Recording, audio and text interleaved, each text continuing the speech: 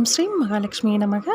இன்றைக்கி எதை பற்றி பார்க்க போகிறோன்னு பார்த்தீங்கன்னா, செல்வம் நிறைஞ்சிருக்க நிலச்சிருக்க என்னென்னலாம் பண்ணலாம், செல்வம் சேர என்ன பண்ணலாம் அப்படின்னு பார்த்தீங்கன்னா, நம்ம விளக்கு ஏற்றுறோம் இல்லைங்களா, காமாட்சியம்மன் விளக்கு, துணை விளக்கு ஒன்று வச்சு ஏற்றுறோம் இல்லைங்களா.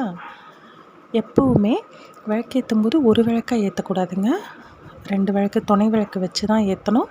அப்படி ஏற்றும்போது என்னென்னலாம் அதில் போட்டு ஏற்றுனீங்கன்னா லக்ஷ்மி கடாட்சமாக இருக்கும்.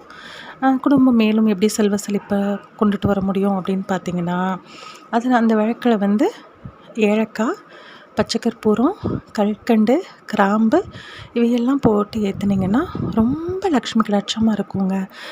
வீட்டில் வந்து மகிழ்ச்சி நிறைஞ்சிருக்கும், செல்வம் நிறைஞ்சிருக்கும், ரொம்ப நல்லாயிருக்குங்க. ஓகே, அப்போ இப்படி ஃபுல்லாக நீங்கள் முழுசாக போட்டு ஏற்றுனீங்கன்னா அவ்வளவும் நிறைஞ்சிடும், எண்ணெய் ஊற்றுறதுக்கு இடம் இருக்காது, அந்த மாதிரியெல்லாம் இருக்கும் இல்லைங்களா. அப்போ என்ன பண்ணலாம் அப்படின்னு பார்த்தீங்கன்னா, எல்லாத்தையும் மிக்சியில் போட்டு நல்லா பொடி பண்ணி எடுத்துக்கோங்க. பொடி பண்ணி எடுத்து ஒரு சின்ன ஜாரில் போட்டு மூடி வச்சுக்கோங்க. விளக்கேற்றும் போதெல்லாம் ஒரு துளி போட்டு 2 விளக்குலையும் ஒரு துளி போடுங்க. தேன் வந்து ஒவ்வொரு சொட்டு விடுங்க. தினமும் விளக்கேற்றும் போதும் ஒரு சொட்டு விட்டு இவங்களோட கலந்து நீங்கள் ஏற்றுங்க. ரொம்ப நல்லாயிருக்குங்க.